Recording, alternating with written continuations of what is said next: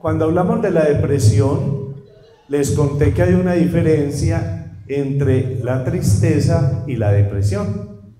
Y les conté que la diferencia entre la tristeza y la depresión es que la tristeza es un sentimiento normal que tenemos cuando tenemos cualquier tipo de pérdida, mientras que la depresión es una sensación acompañada de muchos síntomas donde la persona no tiene claro qué es lo que la produce. Entonces la diferencia es que a uno le preguntan por qué está triste y uno sabe por qué está triste, pero le preguntan por qué está deprimido y la respuesta es no sé. Hoy vamos a hablar de los trastornos de ansiedad. La ansiedad es también, digamos, una de los mecanismos normales que tiene el ser humano para defenderse. Cuando a uno le anuncia una visita a alguien que hace mucho rato no lo ve, entonces uno empieza a sentir como cierta tensión, como cierto desasosiego, como cierta cosa ya en el estómago, esa noche le da más lidia dormir porque viene esa persona y de pronto si lleva mucho tiempo sin verla, entonces no sabe cómo va a llegar, qué le voy a decir, cómo está la casa. Ese día se pone más mal genio en la casa porque todo el mundo tiene todo desorganizado. Eso es ansiedad, y una ansiedad normal que le permite a uno como poner en todos los sentidos al servicio de lo que va a pasar. Si uno tiene un examen en la universidad, entonces también siente ansiedad, entonces se pone más tenso, ese día de pronto estudia más, se le quita el sueño, los mismos síntomas, ¿no es cierto? Los mismos síntomas de tensión. Esa ansiedad le permite entonces a uno, digamos, disponerse para resolver una situación que está anunciada y que necesita estar mucho más activo y mucho más atento y mucho más concentrado para poderla resolver. Entonces la ansiedad es un mecanismo normal que sienten todos los seres humanos cuando se van a enfrentar a algo ya incluso conocido pero que le genera cierto temor, o desconocido que obviamente le genera un poquito más de temor. Esa misma ansiedad se pone en marcha cuando uno enfrenta una situación de miedo. Entonces, la ansiedad también aparece cuando aparece el miedo. Entonces, yo voy por la calle y yo veo que están atracando a alguien o me van a atracar a mí, entonces yo también me pongo ansioso, angustiado y a veces no sé cómo reaccionar. La ansiedad tiene unos síntomas, unas manifestaciones físicas y otras psicológicas. Entonces, dentro de las manifestaciones físicas está la taquicardia, que es que el corazón se le acelere a uno, está el que uno se pone rojo o uno se pone pálido, está el que uno como que sale corriendo, como que se queda paralizado, está que le da sudoración, pero también puede que se le ponga la boca seca. Entonces esos son síntomas físicos. Le puede dar como cierto temblor en las piernas y en las manos, le puede dar como cierto hormigueo en el cuerpo, y eso son los síntomas físicos de la ansiedad. Pero también hay síntomas psicológicos, y esos síntomas psicológicos es que uno se siente intranquilo, camina de un lado para otro, aparecen como ideas anticipatorias de que cómo me irá a ir bien, me irá a ir mal, a veces le aparecen también ideas de temor, de que no voy a ser capaz. Entonces esos son los síntomas psicológicos. Entonces hasta ahí estamos hablando de una ansiedad normal frente a una situación que yo reconozco, igualito a la depresión, ¿no? Cuando yo me voy a enfrentar a una situación anunciada, sea conocida o desconocida, sí, yo siento esas cosas que son como normales. Pero hay unos trastornos que son los trastornos de ansiedad, donde uno puede presentar estos síntomas que le estoy diciendo incluso elevados a una potencia mucho mayor, donde yo no sé qué es lo que me pone así. Yo no sé qué es lo que me tiene así. Entonces la gente va al consultorio, le dice a uno, doctor, vea, es que yo no estoy durmiendo. Y yo por la noche siento mucha pensadera, a veces no sé en qué.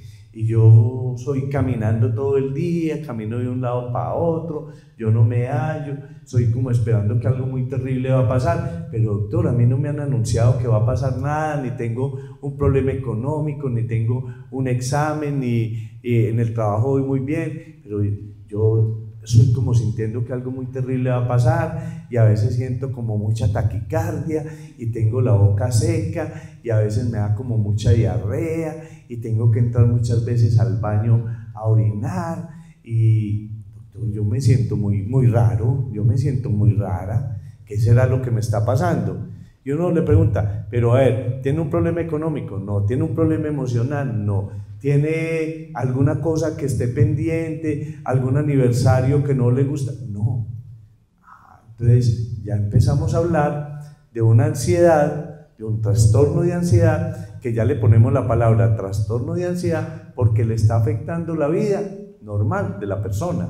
Porque si la persona le consulta a uno, es porque en su vida normal eso que está sintiendo, ese desasosiego, esa intranquilidad, esa necesidad de estarse moviendo, esa predicción como que el futuro es negro, esa ganas de orinar permanente, esas náuseas, el vómito, la boca seca, a veces la diarrea, el colon inflamado, como esa gastritis, le está afectando la vida, le está afectando la vida, le está permitiendo o no le está permitiendo llevar la vida normal, y todo el mundo lo está viendo como extraño o la está viendo extraña y le está diciendo, pero a ti ¿qué te pasa? ¿Usted por qué está así? ¿Por qué está tensa? Usted está como estresada.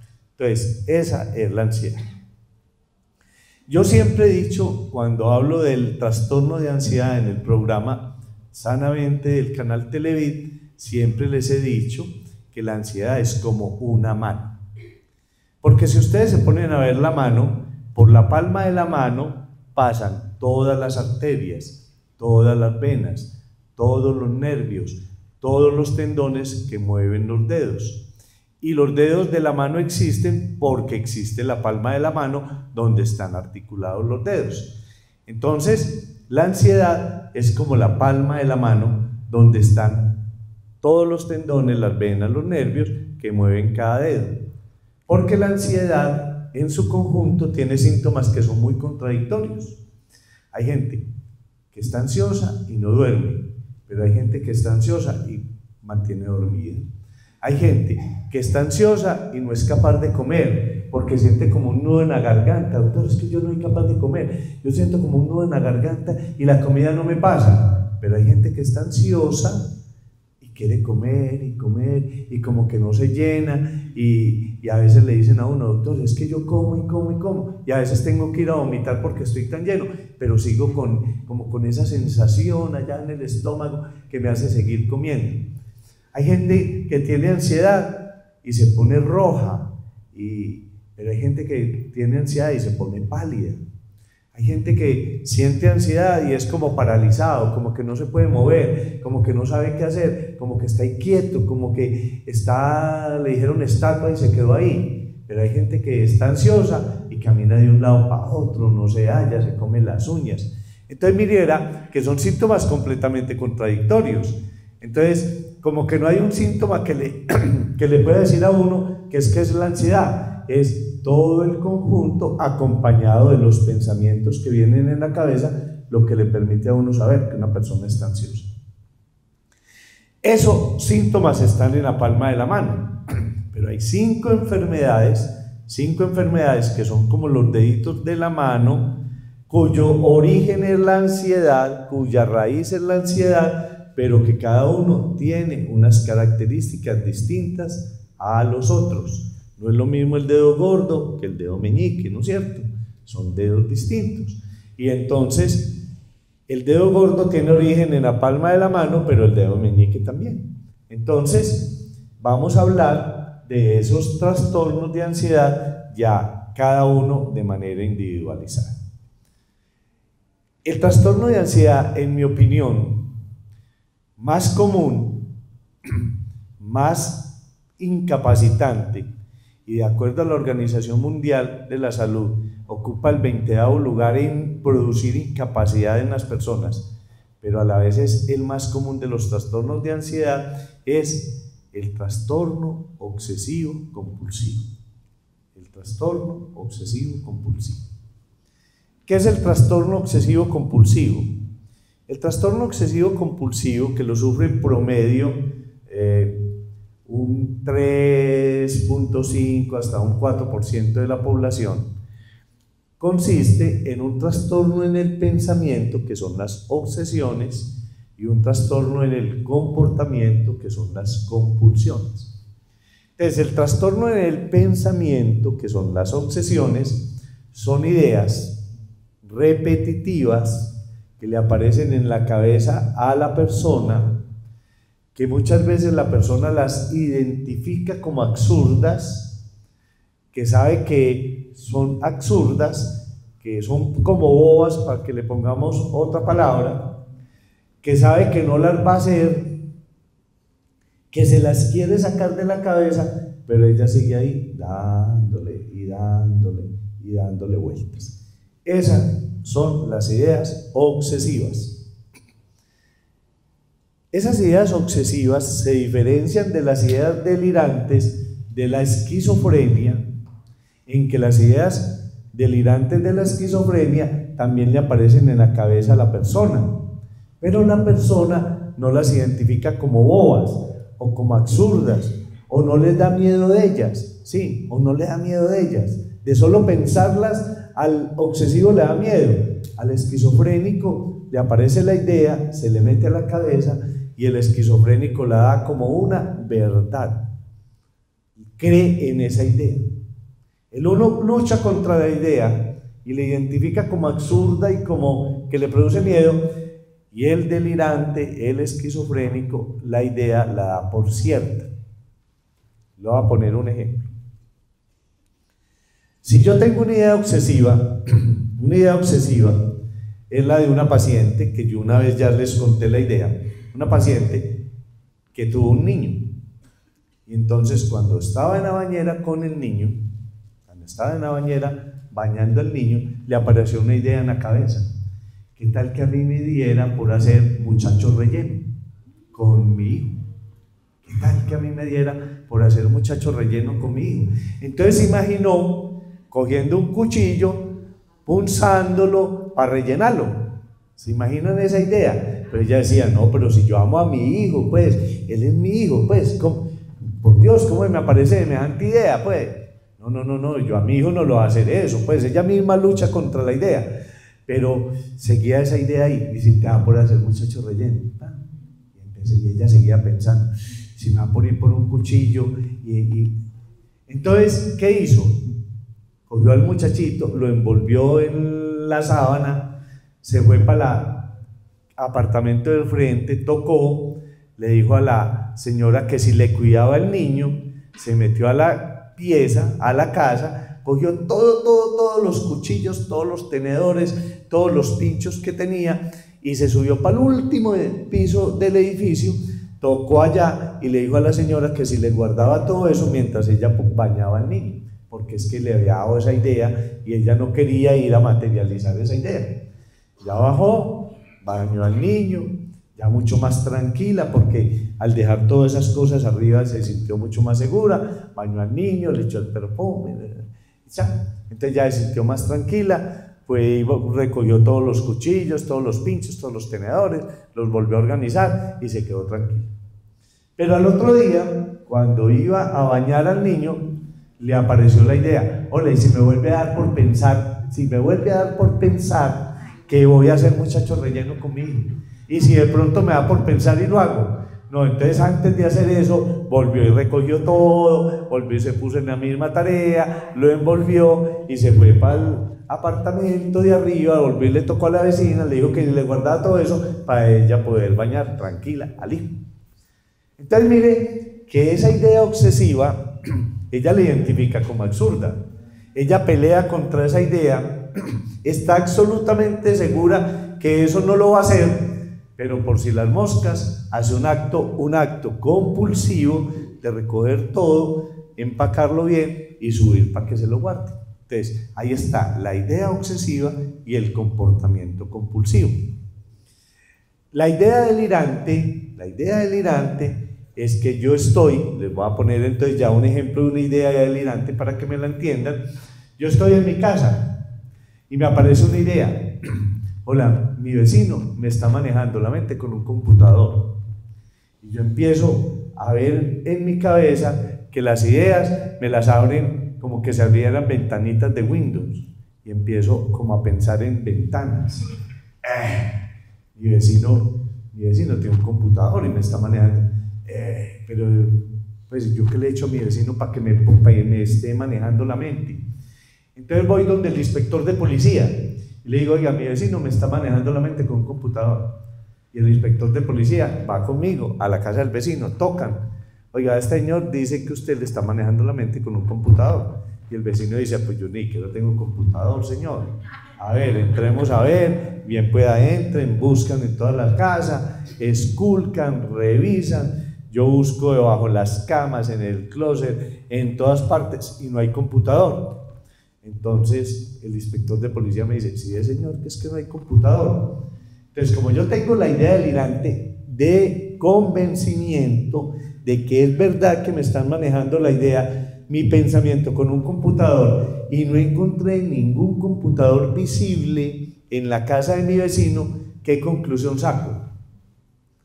Que el computador de mi vecino es invisible.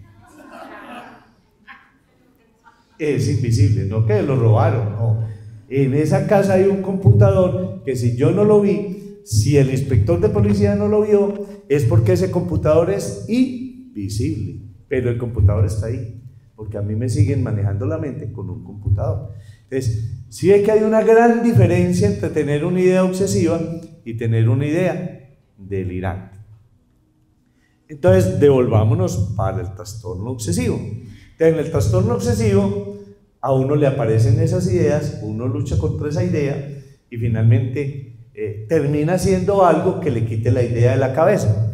Entonces, el trastorno obsesivo compulsivo más común es el de lavarse y lavarse las manos, porque le aparece una idea de que todo está contaminado. Entonces, yo le doy la mano a una persona, ¿dónde tendría la mano, por Dios? Yo ya siento la mano sucia. Entonces les digo, no, un momentico, y corro para el baño a lavarme las manos. Y cuando salgo del baño, llega otra persona y me dice, ay, doctor, ¿cómo está? Y vuelve y me da la mano y tengo que correr para el baño otra vez a lavarme las manos. Sí, y entonces cuando salgo del baño nadie me da la mano, ay, menos mal, pero me da por coger una silla y correrla. ¿Quién se sentaría en esa silla? Corro a lavarme las manos. O sea, por si las moscas, ¿no es cierto? Por si las moscas, ¿sí? Porque yo a veces no hago eso, no me lavo las manos, le doy la mano a la gente y bueno, me quedo como pensando y me la meto por aquí y después me saluda otra persona y ya van dos y yo no, digo, no, pero es que pues realmente vea que nadie más se lava las manos, pues más bobito yo que, sí, pero me quedo muy incómodo con la mano, ya no sé a dónde esconderla, pero me dan otra vez la mano, sí, y entonces...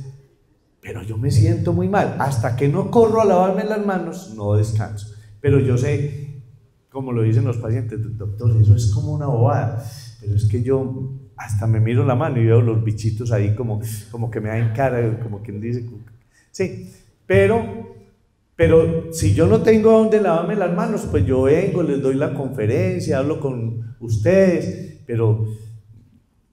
me sigo sintiendo muy incómodo, ¿sí? Hasta que no vaya y me lave las manos. Bueno, entonces esa idea, esa obsesión y esa compulsión es muy normal. Entonces ustedes dirán, bueno, pero eso, yo sí conozco a alguien que se lava mucho las manos y conozco gente que les baña 4 veces al día y que se demora 1 hora bañándose, ¿sí?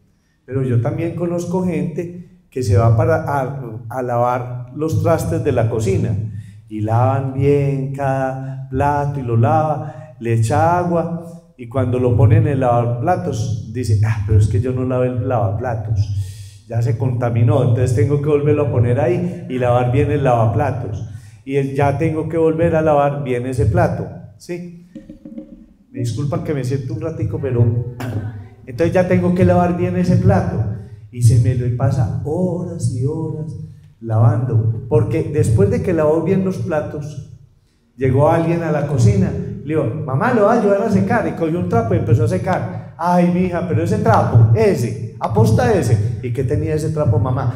Imagine qué trapo está ahí desde ayer, eso estaba contaminado. Otra vez tiene que lavar todo porque ese trapo estaba contaminado, ¿sí? Pero ella dice, pero yo soy bobita, ¿por qué hago eso?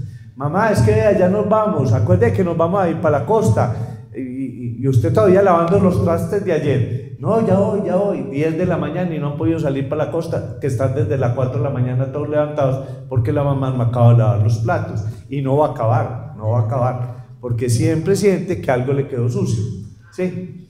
Entonces, uno dice, bueno, ¿y por qué esa persona no deja de hacer eso? Porque siente mucha ansiedad, siente mucha angustia, siente temor de que no va a hacer las cosas bien. Entonces, el trastorno obsesivo se caracteriza por esa idea y esas compulsiones. Mucha gente va a la consulta de uno y le dice que es que está deprimida. Doctor, yo estoy muy deprimida, yo estoy muy deprimido. Uno le pone a averiguar y realmente la depresión no es como tanto. A ver, ¿qué es la depresión? No, que yo me siento como con mucho desasosiego, como con mucha intranquilidad. Bueno, y tengo muchos problemas en la casa, doctor, pero muchos problemas en la casa. A ver, ¿y por qué tiene problemas en la casa? Doctor, porque es que yo me levanto, barro, trapeo y sacudo, tiendo bien las camas, y después de que están bien tendidas, la gente va y se me sienta otra vez encima, y veo otra vez una arruga. Entonces, no permite que en una cama haya una arruga, no permite que le cojan una cosa que tenía por allá, un florero que lo tenía puesto no sé dónde, pues a la hija le dio porque ese día ese florero no debía estar ahí, se lo llevó y lo puso en otra parte. ¿Qué problema? Porque le quitó el florero a donde estaba. Es que el lugar del florero es ahí. Mamá, pero es que yo lo quiero poner ahí. No, señora, el lugar del florero es ahí, me al favor y me lo dejo, ¿sí? Y lo mismo pasa están barriendo y hay del que pasa pues porque está barriendo, porque le volvió a ensuciar. Entonces, mucha gente va a la consulta sin saber que es obsesiva y sin saber que tiene un trastorno obsesivo compulsivo. Entonces, ese trastorno obsesivo compulsivo se manifiesta por esos factores de repetición en la mente y repetición en los actos. Pero características de una persona obsesiva compulsiva: primero, es supremamente estricta. Los mismos pacientes le dicen a uno, doctor, es que yo soy como cuadriculado, no me puedo, todas las cuadrículas son iguales. Segundo, son supremamente perfeccionistas, todo lo quieren perfecto, y la perfección no existe. Entonces ustedes imaginan un arquitecto que todas las líneas le tengan que quedar de la misma intensidad, porque si una le quedó más delgadita, daña el plano hasta que todas le queden iguales. Es imposible. Tiene que ser supremamente perfeccionista. Entonces, como es tan perfeccionista, es muy autoexigente, y si alguna cosa no le sale como supuestamente le tiene que salir, empieza a pensar cosas malas de sí misma o de sí mismo. Yo sí soy tonto, yo sí soy bruto, yo no sirvo para nada. Y algunos se dan coscorronazos en la cabeza o se dan contra la pared, ¿sí? Porque algo les salió mal. Todo lo quieren ya, todo lo quieren ya. Entonces ustedes imaginan una mamá obsesiva con 3 adolescentes que todo es para ahora, ¿sí? Vea, tráigame los trastes, ahora, ¿sí? Y uno bien obsesivo que todo lo quiere ya. Eso es un acabose en esa casa. Porque la mamá todo lo quiere ya, y los adolescentes, para los adolescentes todo es para ahora, ¿cierto? Y para ahora es para dentro de 10 días, pues, porque mamá, ahora, y bueno, y ahora es cuando, ahora, ¿sí? Entonces, esas personas, ellas sufren mucho por el desorden de los otros, sufren mucho porque los otros no son tan perfeccionistas como ellos, sufren mucho porque a los otros no les preocupa el desorden, ni les preocupa nada de eso. Pero los demás sufren mucho por la manera de ser de ella, de exigir, o de él, de exigir, de no delegar, de que todo lo tengo que hacer yo, perfecto, de que, sí. Entonces, si ustedes quieren conocer bien un trastorno obsesivo compulsivo, van y ven una película que se llama Nada es Mejor, ¿sí? Con Jack Nicholson. ¿Cuál es el primer síntoma de un obsesivo en la vida? Caminar por las aceras sin tocar las rayitas. Yo le pregunto a todos mis pacientes, oiga, cuando usted era niño jugaba a no pisar las rayas de las aceras. Y acá como mirándolo a uno y dice, ¿qué ata tan loco? ¿Qué pregunta tan boba? Sí, oiga doctor, y todavía no las piso. No era tan boba la pregunta. Sí, el obsesivo va en el carro y empieza a jugar con los números para que le den siempre 8, por ejemplo, porque el 8, entonces 3, una placa es 1, 2, 3, entonces empieza 1 más 3, 4 más 2, 6, todavía le queda faltando y dice, pero el 2 está en la mitad, ¿no es cierto? 8, sí, hace cualquier cosa para que todos los números le den 8, por donde va todo lo está contando, entonces yo me pongo a contar las cosas azules, 1, 2, 3, 4, 5, 6, y después digo, no, entonces voy a contar solo los bombillos, sí, empiezan a contar todo. Ese trastorno obsesivo aparentemente lo puede llevar a uno al éxito.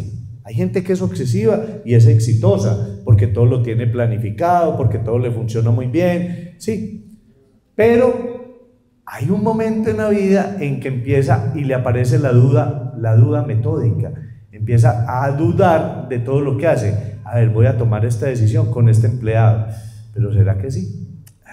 Y si de pronto me dice esta cosa, y si de pronto me equivoco, entonces empieza a darle vueltas y vueltas a la idea, y eso que lo estaba llevando al éxito se convierte en un fracaso, porque ya no es capaz de tomar decisiones. Y cuando esa obsesividad le impide a uno tener una vida normal de familia o de trabajo o de estudio, se convierte en una enfermedad completamente terrible, como la de la señora. ¿Te imaginan la señora cada que iba a bañar el niño haciendo eso? Pero yo tengo historias de obsesivos mucho más tenaces, yo se las he contado algunas veces. Un señor que empezó con la idea obsesiva de que todo está contaminado, y es verdad, todo está contaminado, pero si a uno lo dejaron jugar de niño en la tierra y revolcarse en la arena, lo más seguro es que tiene defensas para muchas cosas. Pero la mamá obsesiva no deja que el niño se revuelque en nada. La mamá obsesiva, el niño chupando crema, chorreándose y ella cambiándole camiseta. O sea, en una chupada de cono le cambia 10 veces la camiseta porque 10 veces se chorreó y no lo puede ver chorreado. Y se imagina el niño cómo gozó el cono, ¿sí? ¿Se imagina cuando le dicen, vámonos para el parque a chupar cono? ¿Qué dice el niño? No, a mí no me llevan por allá, a que mi mamá me regañe, a que mi mamá me pegue, no, a mí no me den cono. O sea, ese no vuelve a comer cono con una mamá de esa, ¿sí o no? Eso. Entonces, esos obsesivos sufren mucho, la familia que está al lado de él sufre mucho. Entonces, todo está contaminado. Entonces, el señor en el pueblo empieza a pensar que todo está contaminado. Entonces pone una norma para entrar a la casa de él. Todo el que venga a mi casa tiene que quitarse los zapatos, porque si algo está contaminado es los zapatos, ¿sí o no? Entonces la familia, al fin y al cabo, es el rico del pueblo. Al fin y al cabo, pues todo el mundo alguna vez vio una serie de televisión, una película japonesa donde todo el mundo le quita los zapatos para entrar a la casa. Entonces le pareció que el señor se estaba volviendo japonés, o sea, hasta ahí no hay problema. Sí, pero el señor después empezó a pensar, hola, pero es que le quitan los zapatos, ¿y qué? Y es que la camisa y los pantalones no están contaminados. Entonces le dio por decir que todo el que entrara a la casa tenía que poner una pijama de esas de cirugía, ¿sí? Una pijama de cirugía. Y la familia empezó a decirle, no, pero vos sí estás loco. No, esta es mi casa y yo no me voy a dejar contaminar. Es que hay unas enfermedades por fuera muy complicadas. Está el SIDA, está la hepatitis B, la no sé qué. No, imagínense, la fiebre aviar, todas esas cosas. No, aquí el que va a entrar se tiene que poner una pijama de cirugía. Y mandó a comprar pijamas de cirugía, ¿sí? Y bueno, digamos que hasta ahí como que le siguieron la corriente. Pero bueno, pero es que se pone la pijama de cirugía y de todas maneras la piel está contaminada y eso. Entonces mandó a instalar duchas de las que hay en Confama, ¿no es cierto? Que es para entrar uno, para meterse a la piscina, que hay una pila de agua que lo va bañando. Ahí sí la familia dijo, no, este está loco, ¿para dónde lo llevaron? para el Hospital Mental de Antioquia. ¿Y qué tenía?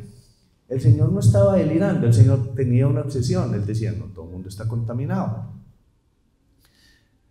Entonces mire hasta dónde puede llegar un trastorno obsesivo, hasta dónde puede llegar. Y eso tiene tratamiento. Entonces, primer trastorno, el trastorno obsesivo compulsivo. Segundo trastorno, el trastorno de pánico. ¿Qué es el trastorno de pánico? El trastorno de pánico es que yo estoy aquí sentado tranquilo con ustedes, le estoy echando mi historia, le estoy contando y empiezo a sentir que el corazón se me acelera. Y empiezo a sentir que me baja un calor y me sube un escalofrío. Y empiezo a sentir que ustedes como que se están volviendo chiquitos todos, pero yo sé que no, pues lo estoy viendo que se están volviendo chiquitos o que le está creciendo la cabeza. Y empiezo a sentir un hormigueo en mis brazos. Y empiezo a sentir como ganas de irme para el baño. Y empiezo a pensar que es que yo me estoy volviendo loco. Y empiezo a sentir que si mi corazón se está acelerando, era que me va a dar un infarto. Y si me da por salir corriendo de aquí y pegarle a toda esta gente, o sea, y voy a perder el control, entonces me empieza a inundar un miedo terrible a estarme muriendo de un infarto o a estarme volviendo loco o a perder el control. Y entonces les digo, bueno, hasta luego, muchas gracias por haber venido, y salgo corriendo para unas urgencias. ¿Por qué? Porque o me estoy volviendo loco, voy a perder el control, o me estoy muriendo de un infarto. Y mire que no me estaba pasando nada, estaba aquí hablando con ustedes tranquilo y dulcemente, no tengo ningún problema, no tengo ningún problema económico, ni familiar, ni social, ni en el trabajo, estoy muy tenso por si van a votar por mí el 25 de octubre con el U10, ¿no? Pero bueno, eso no justifica que salga corriendo de aquí, ¿sí? Eso no justifica eso. Bueno. Pero esos ataques de pánico le dan más a las mujeres que a los hombres y se caracterizan por lo que les estoy diciendo. No hay ningún desencadenante para uno sentir tanto miedo como si le hubieran soltado un león. Haga de cuenta que lo que es un ataque de pánico es como si a uno lo estuvieran atacando, pero no está el atracador. Se lo va a comer un tigre, pero el tigre no ha salido. Sí, o sea, es un miedo terrible que les digo, a morirse de un infarto, a perder el control o a estarse volviendo loco, acompañado de todas esas sensaciones orgánicas. ¿Eso cuánto dura? Dura hasta 15 minutos.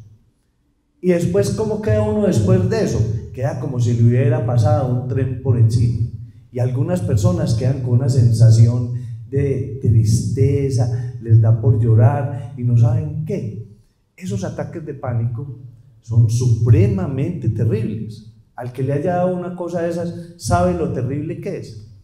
A mí alguna vez me dio un ataque de esos y yo sé lo terrible que es y le doy gracias a Dios de que me dio, porque eso me ha permitido entender profundamente a mis pacientes, porque sé lo que se siente. Uno no es capaz de quedarse ahí, uno sale corriendo para las urgencias y llega a las urgencias. Y como no llegó echando sangre, pues lo ponen de último. Sí, lo ponen de último. Y cuando lo examinan, pues ya le pasó el ataque, ¿no es cierto? Entonces el doctor le toca el pulso y medio está acelerado. Y le dice, a ver, ¿qué le pasa a usted? No, doctor, es que me estoy muriendo de un infarto. Y claro que estoy un poquito mejor. Y ya lo ven a uno, tómeme un electro.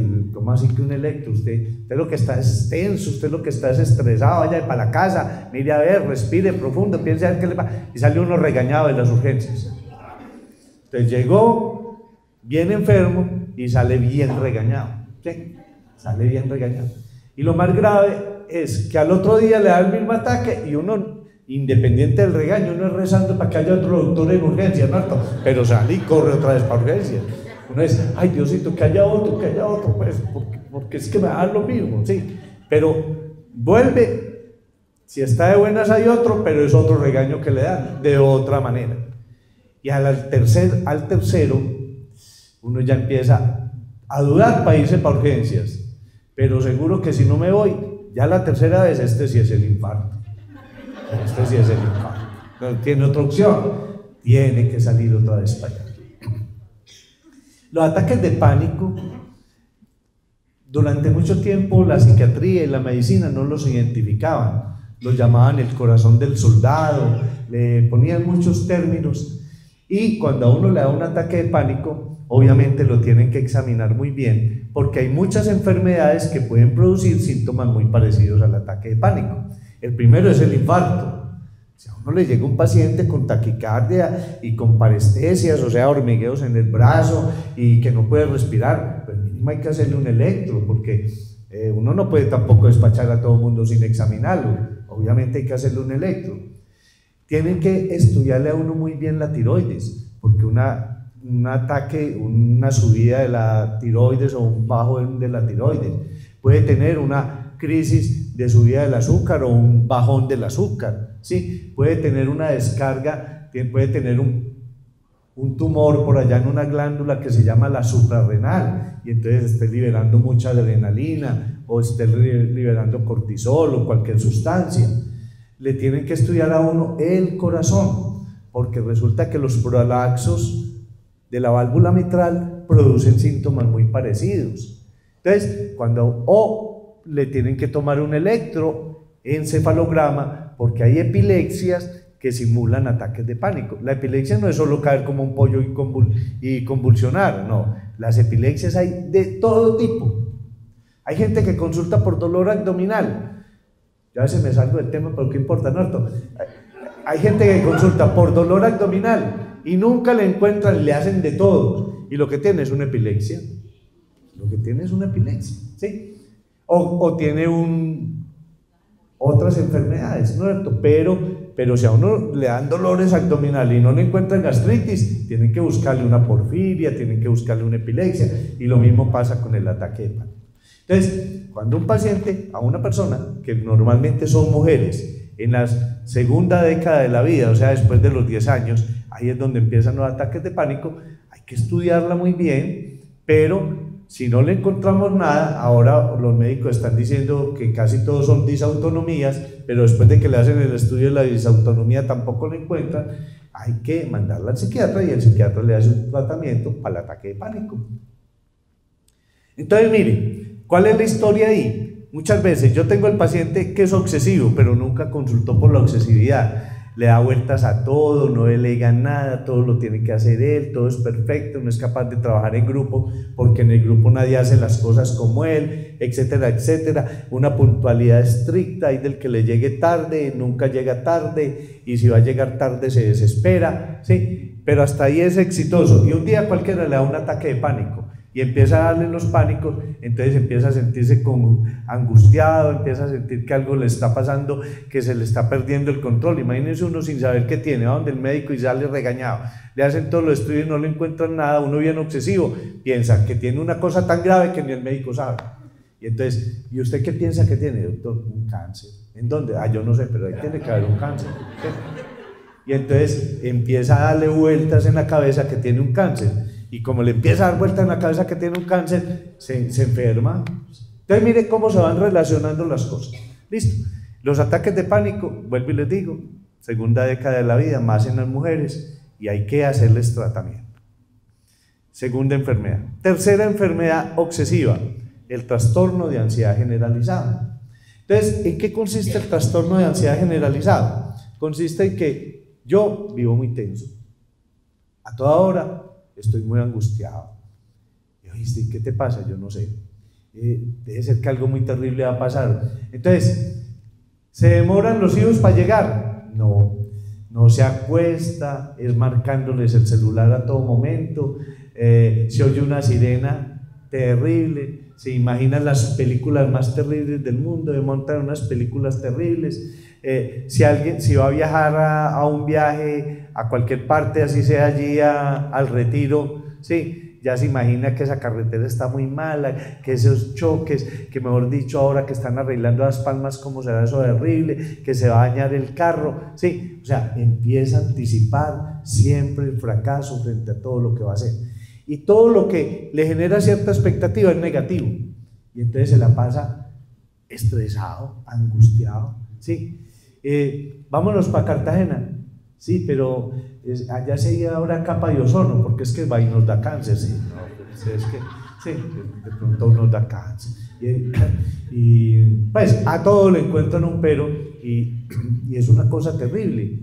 Entonces es una angustia, uno nunca la ve tranquila, porque no hay posibilidad. A toda hora está tensa, a toda hora está tenso, a toda hora está anticipando el fracaso, ansiedad generalizada. Entonces un obsesivo que le da un ataque de pánico empieza a pensar que ya tiene un cáncer, que nada le va a funcionar, y hasta ahí le llegó la vida. Cuarto trastorno de ansiedad, las fobias. Las fobias son posiblemente una de las enfermedades más comunes que sufren las personas, porque hay fobias simples a cualquier cosa. Sí, hay gente que le tiene miedo a las arañas, pero a cualquier araña. La fobia consiste en un miedo más allá de lo normal y además casi paralizante, incluso de pensar solo en lo que le da miedo. No lo tiene que ver ni siquiera, con solo imaginárselo ya está sudando, muerto de miedo, temblando, con diarrea, paralizado, gritando, como dice la gente, histérico, histérica, de solo pensar en esa cosa que le da miedo. Y normalmente no le debería dar miedo a uno de eso, puede que a uno le dé asco de las cucarachas, pero miedo a una cucaracha. Doctor, ¿a dónde tiene las cucarachas? No. Esas fobias, que pueden ser simples o complejas, son posiblemente uno de los trastornos de ansiedad más comunes. Y la gente funciona normalmente con una fobia, sí, pero a veces uno le dice, ven, te invito a la finca. Pero allá hay cucarachas. No, allá no hay cucarachas. De pronto sí hay. No, yo por allá no voy. No, muchas gracias. Yo te acepto, muy querido con la invitación. No, yo por allá no voy. Bueno, muy bien. Entonces, vámonos para Miami. ¿Y para dónde? No, para un hotel muy bueno. Y allá sí fumigarán. Y si ahí no, y si en el último año no fumigaron, y ahora con él no. Entonces, mire que el solo hecho de pensar que en ese lugar puede haber una cucaracha le daña todo el paseo. Entonces, ¿eso qué quiere decir? Que las fobias son unos temores irracionales, anormales. La gente incluso identifica el temor como, sabe que es como, pero por si las moscas yo no voy por allá, ¿sí? Por si las moscas. Entonces uno puede tener fobia a todo y hay nombres para todos, pues, con unas raíces griegas que yo gracias a Dios no me las aprendí porque después olvidarme las sería muy difícil, entonces yo no me las sé. Entonces yo digo, hay fobia a la oscuridad, hay fobia a los lugares cerrados, hay fobia a las alturas, hay fobia, uno le pone a leer los tipos de fobia, imagina, hay fobia a los palillos chinos. Entonces uno va a comer a un restaurante chino y le saca un palillo a eso y sale corriendo, ¿sí? Como absurdo, ¿sí? Entonces, ahora, eso hay que diferenciarlo del miedo normal, porque a mí me da mucho miedo de las serpientes. Entonces, pero yo voy a un zoológico y sé que todas están encerraditas allá en unas cajas de vidrio y todo eso, y yo paso y las miro y hasta soy capaz de hacerles así y burlarme de ellas, ¿no es cierto? Pero otra cosa es que me pongan una serpiente ahí, sí, uno sale corriendo. Eso no es fobia, eso es una reacción normal de miedo, ¿sí? O sea, hay que diferenciar. La fobia es, ¿sí? Cuando alguien va con fobia a mi consultorio, yo en mi consultorio tengo serpientes, leones, tigres, todo para el que tiene fobia, porque es la manera de saber si tiene fobia. ¿Usted a qué le tiene miedo? No, doctor, mucho miedo a las arañas, por ejemplo a la que te está cayendo del techo. ¿Sí?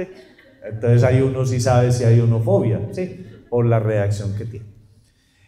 Pero hay una fobia que es muy grave, que es la fobia social.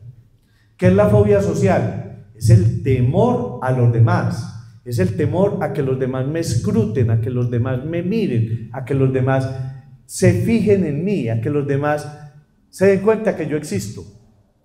Y la fobia social muchas veces la confundimos con la timidez.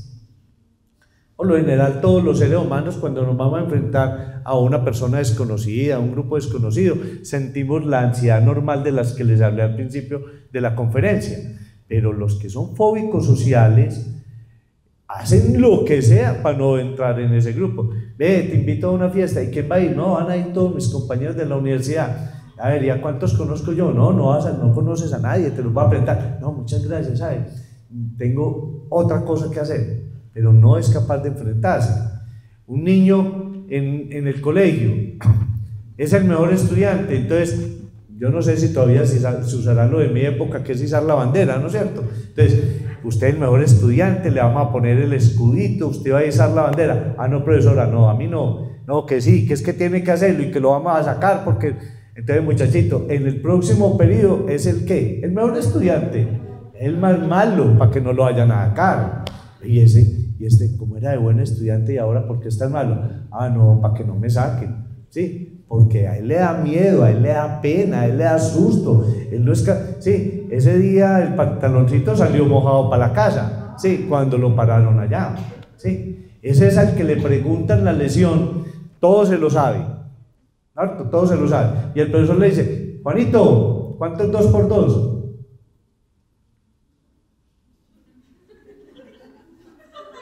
Que le pregunte al otro porque a él se le borró la mente. Pero si le ponen en el papel, ¿cuánto es 2 por 2? Es el primero que pone 4. Sí, porque los demás amiguitos no se van a fijar en él. Entonces, a veces esas fobias sociales son terribles. Esas fobias sociales hacen que uno, mire, se vuelva mal estudiante, que uno ni siquiera busque trabajo, por miedo a exponer. Los fóbicos sociales no tienen ni novia ni novio, porque es que no son capaces. Si a alguien se le arrima y le habla, se desmaya. Y si a alguien le gusta y se fijó en él, empieza como a escurrirse para que nadie lo vea. La fobia social es una enfermedad muy grave, supremamente grave. Se llama la enfermedad quita opciones. Porque ninguna opción en la vida le sirve si lo van a mirar. Puede ser muy inteligente y ya les dije qué puede pasar. Puede ser una lumbrera, pero no, uno no quiere que lo miren, no quiere exponerse a nadie. Entonces, a veces en los colegios a los niños les hacen lo que les dije, a Juanito que lo sacan como sea, pues, y Juanito se vuelve mal estudiante, pero no lo hace hasta él sabe. Ay, que me pregunten a mí, ¿cuánto es 2 por 2? 1. Pero Juanito, ¿cómo así que 1? Sí, 1. Póngame uno. Sí, vaya a poner 10, porque es que vuelven y me hacen la misma. Entonces, miren lo que son las fobias sociales, son terribles. Y las fobias sociales hacen de que la gente entonces empiece a ocultar, de que la gente empiece a sentirse muy mal. Se siente peor que los demás teniendo los mismos atributos de los demás.